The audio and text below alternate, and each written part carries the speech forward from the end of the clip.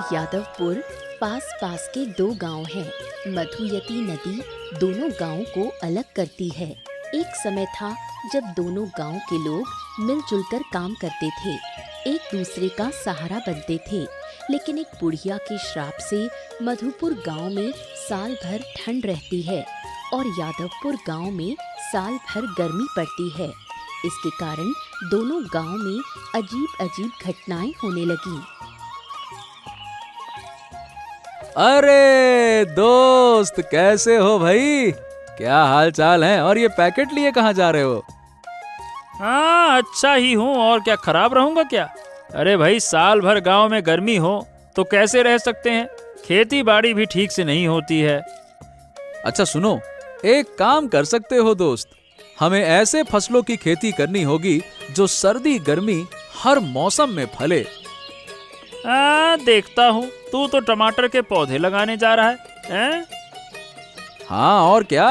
अरे मैंने सोचा सर्दी में टमाटर की पैदावार अच्छी होती है तो टमाटर लगाकर देखता हूँ, शायद पैदावार अच्छी हो जाए तो मजा आ जाएगा। क्यों? हाँ, एक समय हम भी कितने सुखी रहा करते थे। मस्त नदियों में मछली, खेतों में भरपूर फसल। अरे अब वो सब कुछ कहाँ, कुछ भी नहीं रहा। अरे मित्र, काश वो दिन फिर लौट आते तो कितना अच्छा होता। और नहीं तो क्या, बुढ़िया के श्राप से ही तो ऐसा हुआ है। लेकिन ये बताओ, बुढ़िया का घर तो यादवपुर में है, फिर उसने श्राप मधुपुर को क्यों दिया? अपने गांव को श्राप क्यों दिया, ये समझ नहीं आया। अरे बात ये है कि बुढ़िया की बेटी ने मधुपुर गांव के रमेश बाबू के भाई से शादी कर ली थी। अब रमेश बाबू ने वो शादी कभी मानी नहीं और इधर यादवपुर का रतन मियाँ रमेश के कहने पर बुढ़िया की बेटी को मार देता है। तो क्या है कि बुढ़िया की बेटी जब मरती है तो वो किसी की पत्नी थी। किसकी? रमेश बाबू के बेटे की। तो रमेश बाबू का बेटा भी आत्महत्या कर लेता है। तभी से एक गांव में ठंड और एक गांव में भीषण गर्मी पड़ती है। बस सिर्फ वही बुढ़िया इस श्राप से दोनों गांवों को मुक्त कर सकती है। ओ, तो हमें बुढ़िया के पास जाकर विनती करनी चाहिए ताकि वो इस श्राप से सबको मुक्त कर दे। हलवा है क्या? मुझको नहीं लगता कि हमारी विनती का उस पर कोई असर पड़ेगा। अरे बहुत जिद्दी है, जिद्दी। अगर उसने श्राप नहीं हटाया तो जब तक दुनिया रहेगी ये दोनों गांव का यही हाल रहने वाला है। अरे ये हाल वो हाल छोड़ो, चलो दोस्त, मैं जाता हूँ खेत में, धूप चढ़ गई तो पौधे लगा नहीं पाऊंगा। चलो भाई, राम राम। हाँ, और मैं जाता हूँ तेरे गांव का बाजार करने, वहाँ तो सर्दियों की सब्जियाँ मिल जाती है ना। चल भाई, राम राम। हाँ ठीक है, राम राम राम। यादवपुर गांव में रहती है बुढ़िया। बेटी दामाद की जिंदगी में दुर्घटना घटने के बाद से वो अकेली झोपड़ी में रहती है। ठीक 20 साल पहले वो घटना घटी थी। तभी से एक गांव में ठंड और एक गांव में गर्मी बनी हुई है। जैसे इस नदी की मछलियां खत्म हो गई, वैसे ही दोनों गांव के लोग भी खत्म हो जाएंगे। मैं जीते जी ये सब देखना चाहती हूँ। क्या बुढ़िया, ये नदी के किनारे अकेले क्या कर रही हो? बेटी का दुख अभी तक भुला नहीं पाई हो क्या? अरे भाई, अब तो दोनों गांवों को श्राप से मुक्त कर दो। तूने ही मेरी बेटी को 20 साल पहले मार डाला था, तुझे अब तक खत्म नहीं कर पाई। यही मेरा सबसे बड़ा दुख है। अरे इतने सालों बाद भी तेरी जिद देखकर हैरानी होती है। अरे भाई, जो होना था सो हो गया। अब तो तू दोनों गांवों के लोगों को चैन से जीने दे। इस नदी को देख, नदी का एक किनारा गर्म और एक किनारा ठंडा है। इसी वजह से इस नदी में कोई मछली नहीं बची। जैसे इस नदी में मछली नहीं है, वैसे ही एक दिन दोनों गांव के लोग खत्म हो जाएंगे। अरे ओ बुढ़िया, ये जिद ज्यादा अच्छी नहीं होती है। अगर तूने ज्यादा बढ़ा चढ़ा कर किया ना, तो तेरी बेटी की तरह तेरा भी ऊपर का टिकट काट दूंगा। हाँ, भेज दे, तुझे किसने रोका है? मुझे ऊपर भेज देगा तो मैं अपनी बेटी के पास रह पाऊंगी। 20 साल से हम तेरे श्राप में जी रहे हैं। अब मैं कुछ ऐसा करूंगा कि तू श्राप मुक्त करने को मजबूर हो जाएगी। हाँ। क्या करेगा तू? तू मेरा कुछ भी नहीं बिगाड़ सकता। मैं तुझे और रमेश बाबू दोनों को एक दिन खत्म कर दूंगी। अरे बुढ़िया, तो पागल हो गई है क्या? ठंड और गर्मी की वजह से दोनों गांव में खेती ठीक से नहीं हो रही, जिसके कारण अमीर लोग भी गरीब हो गए हैं। इस बीच भीषण ठंड में राहुल का परिवार बहुत कष्ट में है। इतनी ठंड है कि अब और सहा नहीं जा रहा। देखना, एक दिन ठंड से जमकर मर जाएंगे हम। क्यों ना हम इस गांव को छोड़कर कहीं और चले जाएं, जहां सामान्य तरह से जी सके। अरे कहाँ जाएंगे मिनती, हम कहीं और गए ना तो हमें भीख मांग कर जीना पड़ेगा, ये भी सोच लो। कुछ दिन बाद यहाँ भी हमें भीख मांग कर जीना पड़ेगा। भीषण ठंड में खेती भी ठीक से नहीं हो रही। अरे अब मैं क्या सोच रहा हूँ कि कोई छोटा मोटा काम शुरू कर दो। खेती से क्या है कि अब जिंदगी चल नहीं रही है, और इस ठंड में तो रात में नींद भी नहीं आती है। इस श्राप से छुटकारा पाने का कोई उपाय नहीं है क्या? अब और नहीं सहा जा रहा। हमारे पास ढंग से गर्म कपड़े भी नहीं है। रात भर ठंड से नींद उड़ जाती है। अरे वही यादवपुर गांव की बुढ़िया है इस श्राप के पीछे। सिर्फ वही चाहे तो दोनों गांवों को श्राप से मुक्त कर सकती है। अगर वो मर गई तो क्या होगा? क्या होगा क्या? अगर वो मर गई तो कभी भी ये दोनों गांव श्राप से मुक्त नहीं हो पाएंगे। वो बूढ़ी औरत बिल्कुल ठीक नहीं है। उसी की वजह से दोनों गांव के लोग मरने के कगार पर हैं। हाँ, उसके दिल में वैसे बहुत दुख है। उसी दुख के कारण उसने ऐसा किया है। दुख है तो क्या पूरे 2 गांव को इस तरह कष्ट देगी? लोग दिन प्रतिदिन कष्ट झेल रहे हैं और वो बुढ़िया बैठकर देख रही है। मैं क्या कहता हूँ, हम सबको ना मिलकर उसे समझाना होगा। उस गांव में मेरा एक दोस्त किरण है, उससे बात करके किसी दिन बुढ़िया के पास चलना होगा। क्या कहती हो? जितनी जल्दी हो सके कोई रास्ता निकालो, वरना अब सहा नहीं जा रहा। हाँ चलो, देखता हूँ क्या कर सकता हूँ।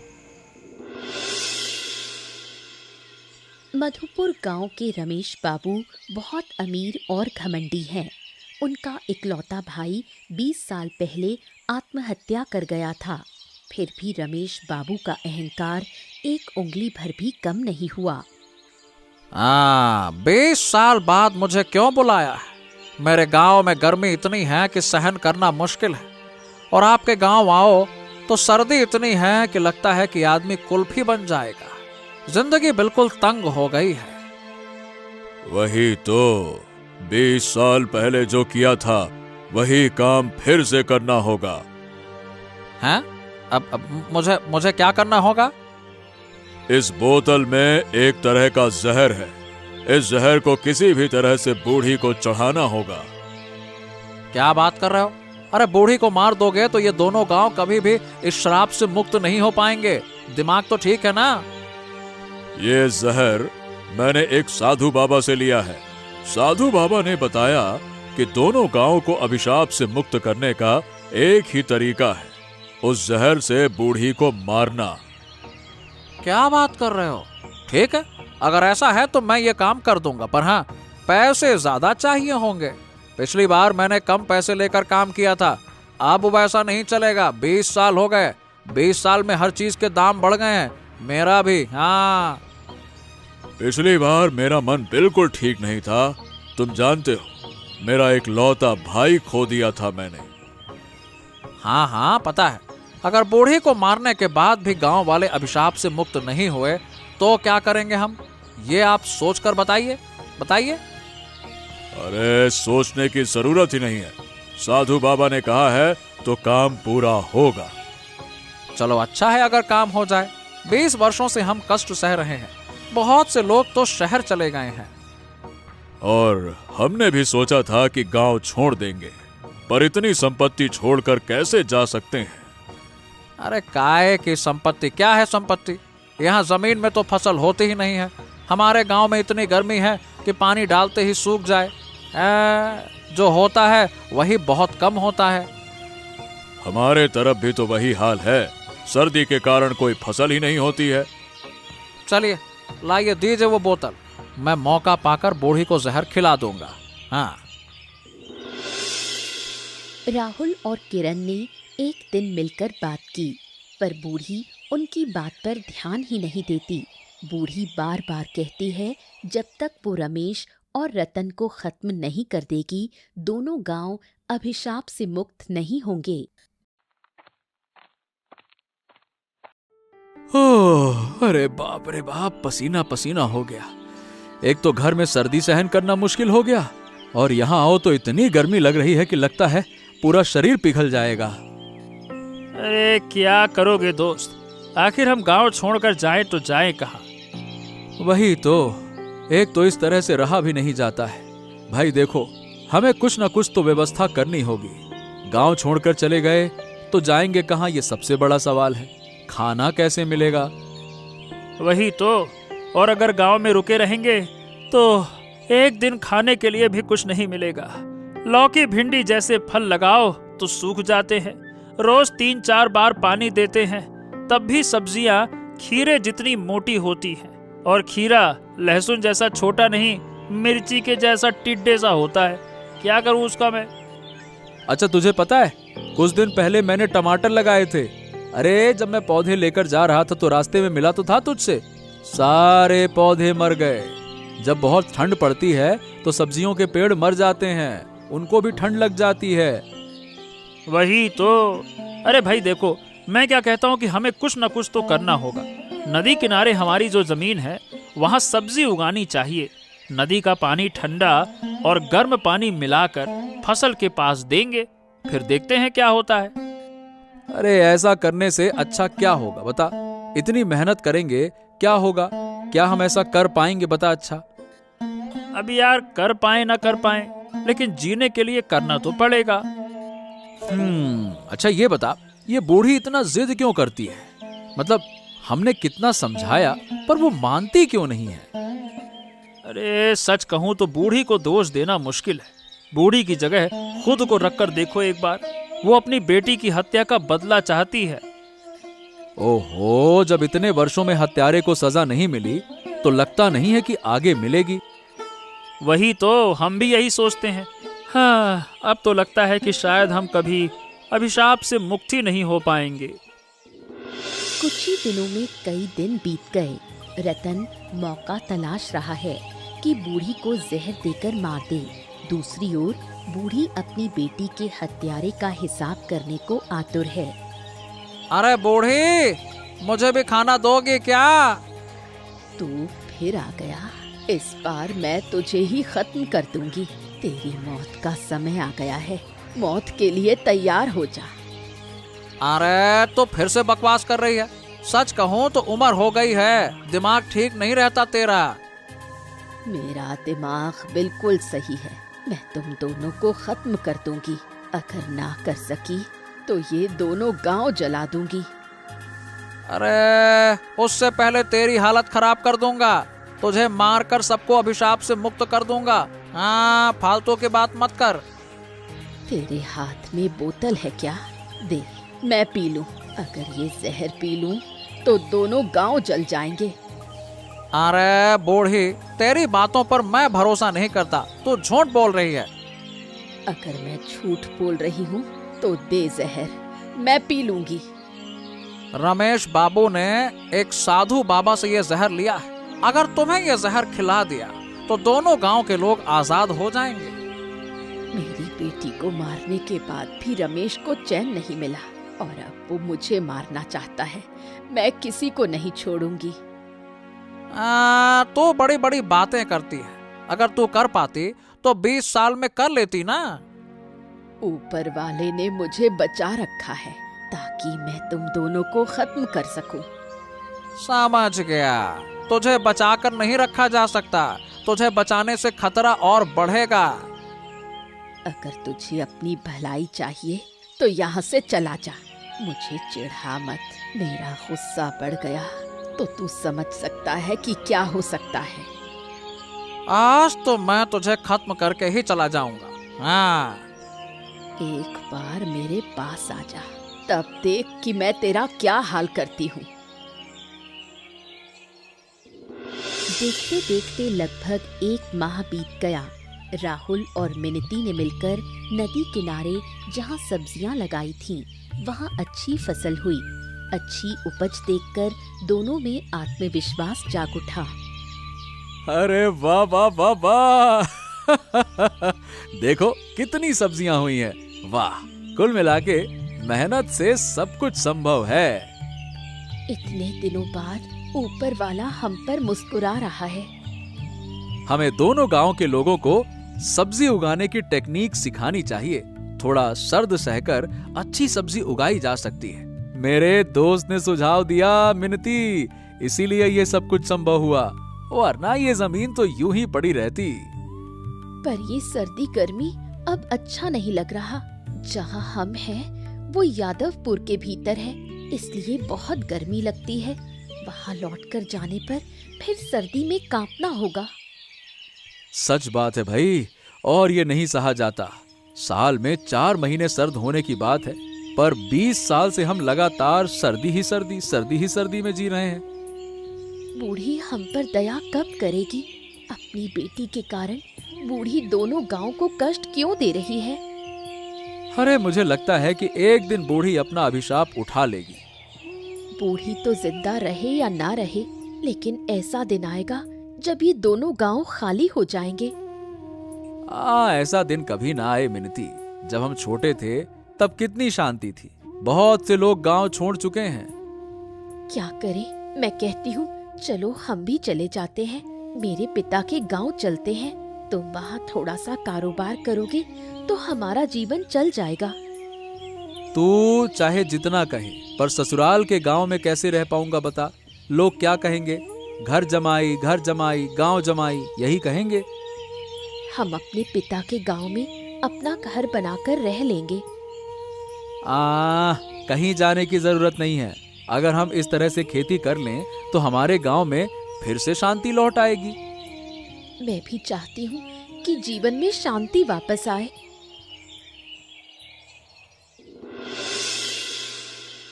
ओहो, तेरा ये हाल कैसे हुआ? अरे मैंने तो कहा था कि बूढ़ी को खत्म कर दे, तू ना कर सका, उल्टा अपना ही चेहरा जला लिया तूने। अरे मुझे लगा कि काम आसान होगा, पर नहीं। बूढ़ी तो किसी देवी के समान शक्ति रखती है। उसने बोतल मुझसे छीन ली, मैं उसे रोक ही नहीं पाया। हो तो फिर तू एक और बार कोशिश करेगा, समझा? नहीं, मैं अब कोई कोशिश नहीं करना चाहता। बोलते हुए भी दर्द कर रहा है। मेरे चेहरे की हालत दिख रही है। अगर मैं फिर से बूढ़े के पास जाऊंगा तो लगता है कि इस बार जिंदा ही नहीं लौटूंगा। मैं पैसे बढ़ा कर दूंगा, पहले आधा दूंगा। अब बता, सोच कर बता, करेगा या नहीं करेगा? ठीक है, पहले मुझे 50,000 चाहिए। दिए तुझे 50,000 दिए, पर काम न हुआ तो पैसे वापस करने होंगे। हाँ, ठीक है, पैसे वापस कर दूंगा। अब मुझे जहर की बोतल दे दो, लाओ। अब अच्छे से सुन, इस बार बोतल में कुछ और है, मतलब तरीका बदल गया है। साधु बाबा ने जो बोतल दी थी उसमें हवा भरी है। बूढ़ी की नाक के पास ले जाकर बोतल खोल देने से वो मर जाएगी, पर सावधान रहना, किसी भी तरह हवा तेरी नाक में ना जाए। अरे ये तो पिछली बार से भी ज्यादा कठिन है। कठिन तो है, पर असरदार भी है। इस तरह बूढ़ी को मारना आसान होगा। हाँ ठीक है, अब मैं बिल्कुल ठीक ठाक से काम करूंगा। लाइए बोतल दीजिए। वो बोतल तो मेरे पास नहीं है। जिसे बूढ़ी को खत्म करना है उसे सीधे साधु बाबा से बोतल लेनी होगी। ओहो, अब ये साधु बाबा कहाँ रहते हैं? मुझे तो नहीं पता। हमारे गांव के बिल्कुल उत्तर में एक जंगल है। जंगल में एक अकेला बरगद का पेड़ है। साधु बाबा उसी बरगद के पेड़ के नीचे बैठते हैं। तुम्हें वहां जाना होगा। हाँ ठीक है, चलो मैं साधु बाबा के पास जाने के लिए निकलता हूँ। हाँ ठीक है, जा।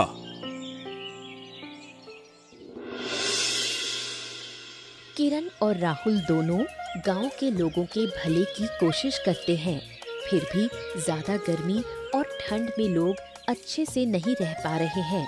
इसलिए दोनों दोस्त मिलकर तय करते हैं कि वो फिर से बुढ़िया से बात करेंगे। तुम लोग फिर मेरे पास क्यों आए हो? मैं तुम्हारी बात नहीं सुन पाऊंगी। अरे बूढ़ी माँ, मेरी बात तो सुनो। मैं क्या कह रहा हूँ कि 2 लोगों के अपराध की सजा पूरे गांव के लोगों को नहीं दे सकती हो। मधुपुर गांव में भयंकर ठंड से बूढ़े और बच्चे मर रहे हैं, खाना पीना उनको कुछ मिल नहीं रहा, फसल हो नहीं रही। हमारे गांव में भयंकर गर्मी से बूढ़े बच्चे मर रहे हैं, फसल नहीं हो रही। दोनों गांव की हालत एक जैसी है।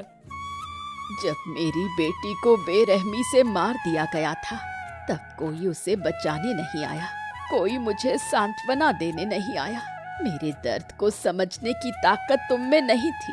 अगर होती तो बार बार मेरे पास नहीं आते। बूढ़ी माँ, तो क्या हम कभी मुक्त नहीं हो पाएंगे? इस बार सोच रही हूँ दोनों गांव को श्राप मुक्त कर दूं, मगर मेरा कुछ काम है, वो पूरा कर पाओगे तो ही श्राप मुक्त करूंगी। हाँ चलो, कम से कम एक उम्मीद तो दिखाई दी। तुम्हारी बातें सुनकर हमें भरोसा हुआ। लेकिन अगर तुम मेरी मदद करोगे तो ही ये संभव है। हाँ बिल्कुल। अरे आप जो कहेंगी हम वही करेंगे बूढ़ी माँ। आप हमें बस ये बताइए करना क्या होगा। मैं तुम्हें एक तरह की दवा दूंगी। ये दवा किसी भी तरह रमेश के घर पहुंचा देनी होगी। घर में किसी भी जगह रख दो। इस दवा की गंध जब रमेश के घर के चारों ओर फैल जाएगी तो वो भयंकर बीमारी से ग्रस्त होगा और धीरे धीरे मर जाएगा। बिल्कुल, हम कर पाएंगे बूढ़ी माँ, और हमें ये करना ही होगा। ठीक है। जब रमेश बीमारी से ग्रस्त होगा तभी दोनों गांव श्राप मुक्त होंगे। और वो दवा कहाँ है? लाइए, हमें दे दीजिए। हम आज ही रमेश के घर जाएंगे। आज नहीं, तुम लोग सुबह सूरज निकलने से पहले जाना, नहीं तो दवा काम नहीं करेगी। ठीक है बूढ़ी माँ, आप बस दवा दीजिए, फिर देखिए मैं क्या करता हूँ। तुम लोग जरा बैठो, मैं दवा लेकर आती हूँ।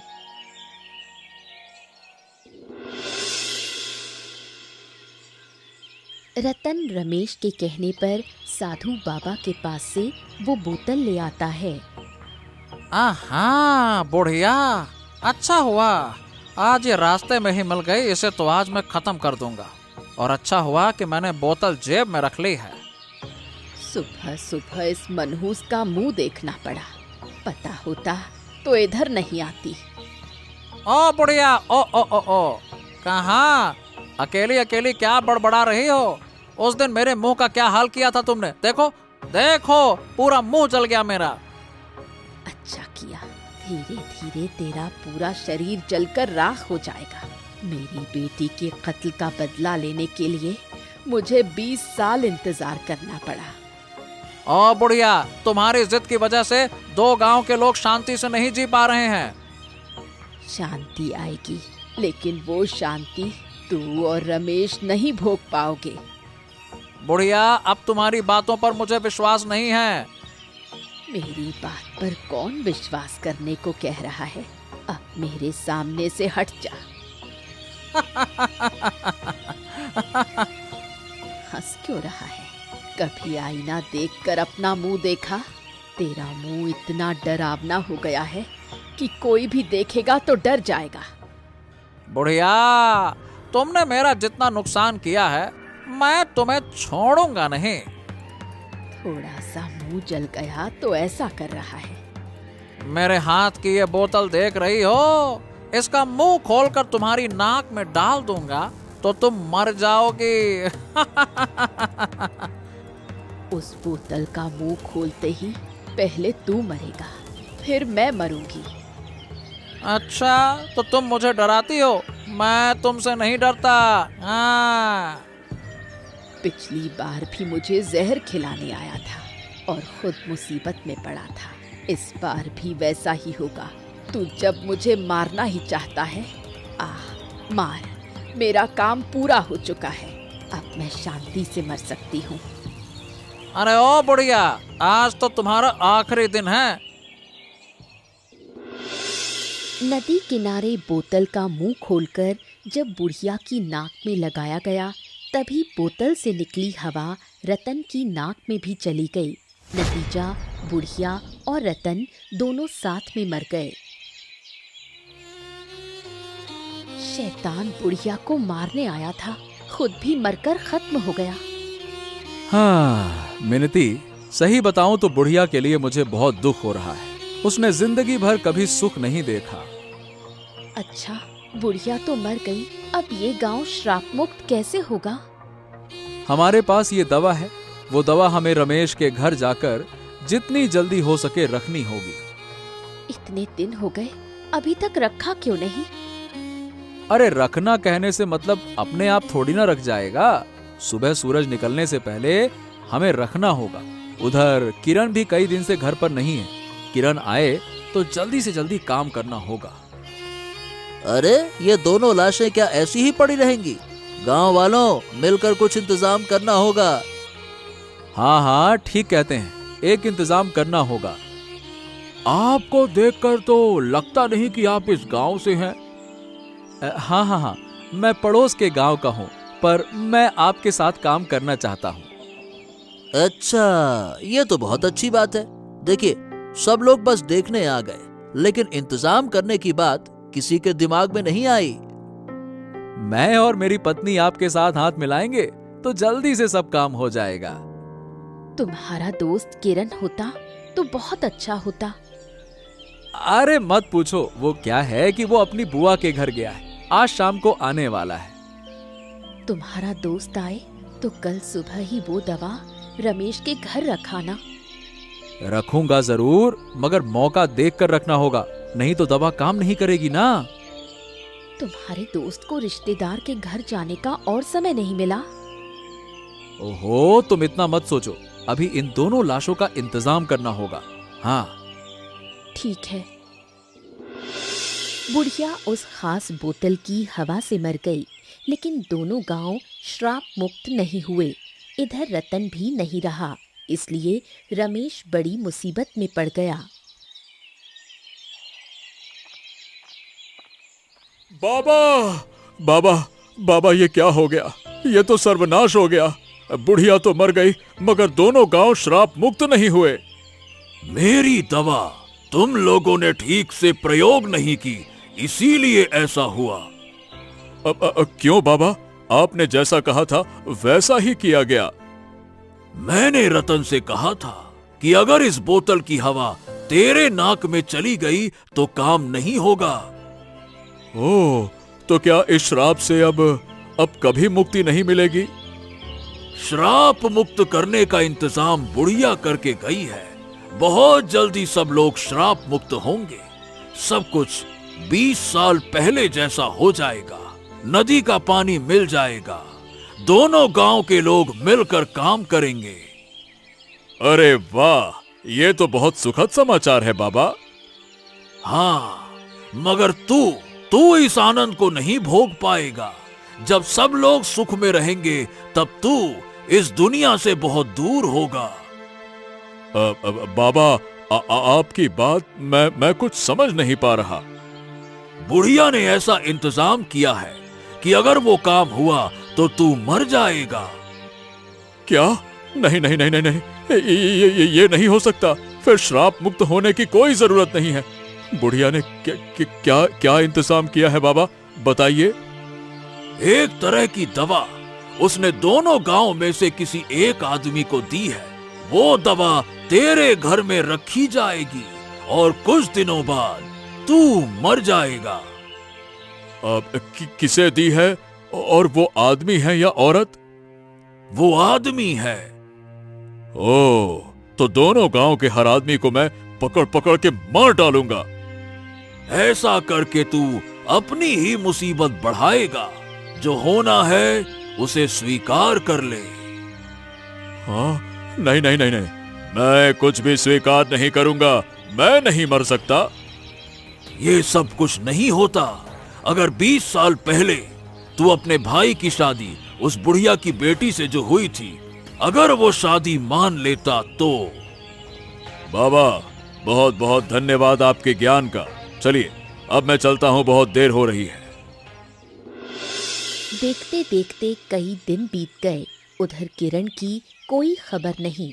राहुल ने तय किया कि अगर किरण रिश्तेदारों के घर से लौटने में देर करता है तो वो खुद रमेश के घर जाकर दवा रखाएगा।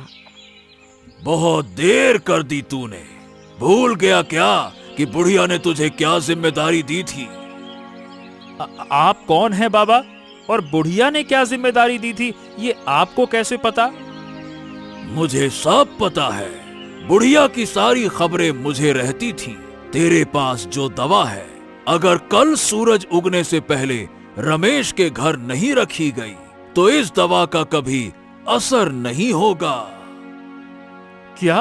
ओहो, तो ठीक है, कल सुबह ही हम काम पूरा कर देंगे।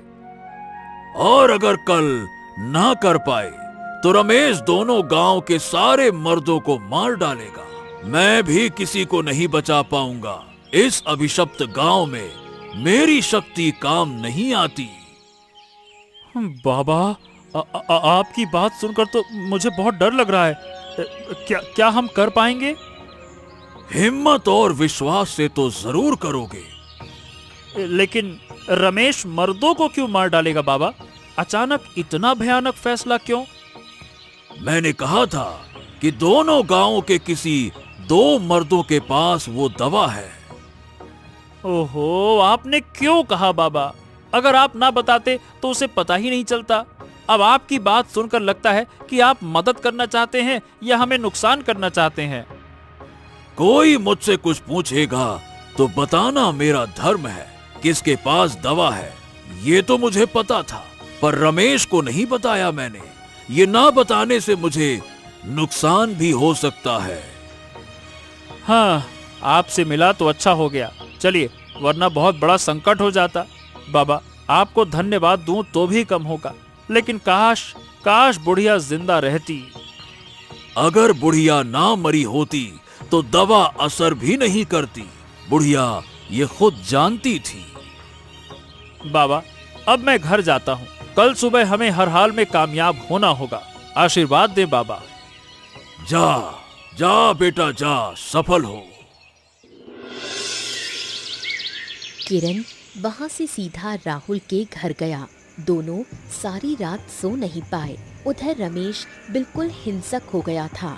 उसने तय किया था कि 2-3 दिनों में मधुपुर और यादवपुर के सभी पुरुषों को मार डालेगा। ओहो, इतनी रात को यहाँ आना ठीक नहीं होगा। हम थोड़ी देर बाद भी आ सकते थे, समझना। अरे क्या थोड़ी देर बाद आ सकते थे? अगर देर हो जाती तो कुछ भी नहीं हो पाता। हमें याद रखना होगा कि आज ही आखिरी दिन है, समझा? अरे मुझे बहुत डर लग रहा है। अगर हम ना कर पाए तो सब कुछ खत्म हो जाएगा। अरे दोस्त, हमें जरूर करना होगा। चलो। लेकिन ये बता कि रमेश के घर के अंदर हम जाएंगे कैसे? कोई देख लेगा तो अंदर जाने नहीं देगा और फिर सब खत्म। ओहो, सबकी नजरों से बचकर जाना होगा। दोस्त, वो देखो, खिड़की खुली है। हम उसी खिड़की से दवा अंदर फेंक देते हैं, क्या कहते हो? अरे अगर ऐसा किया तो दवा का असर नहीं होगा। हाँ, ये बात भी है। दवा घर के अंदर पहुंचानी चाहिए। और नहीं तो क्या। चलो आओ। अच्छा दोस्त, सुबह होने वाली है। हमें अभी काम करना होगा। उजाला होते ही दवा असर नहीं करेगी, समझ रहे हो ना? अरे तो ये लो, ऊपर वाले का नाम लेकर मैं दवा फेंकता हूँ। अरे थोड़ा और ऊपर उठाकर। खिड़की बहुत ऊंची है। और हाँ, ठीक है दोस्त।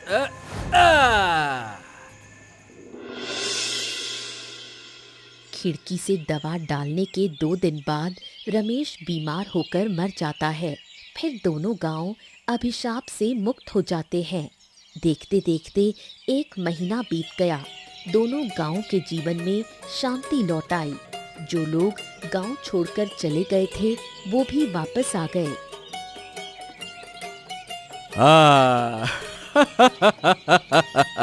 ये दृश्य देखकर बहुत शांति मिल रही है दोस्त।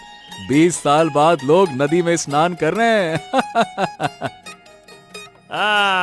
अब तो एक गांव से दूसरे गांव जाने के लिए नदी पार करनी होगी। पहले तो बहुत घूम कर जाना पड़ता था।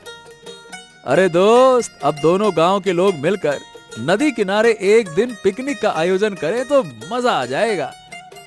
हाँ, ये तो बहुत अच्छा होगा। मैं अपने गांव वालों को बता दूंगा। और मैं अपने गांव वालों को बताऊंगा। तो ये बताओ, कब आयोजन करें? अरे सब लोगों से चर्चा करके कोई अच्छा सा एक दिन देखकर कर लेंगे। लेकिन सही बताऊं, बुढ़िया के लिए मुझे कभी कभी बहुत दुख होता है। हाँ, ये तो है।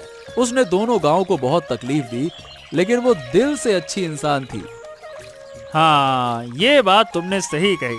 चलो खैर, अब तो सब अच्छा है ना।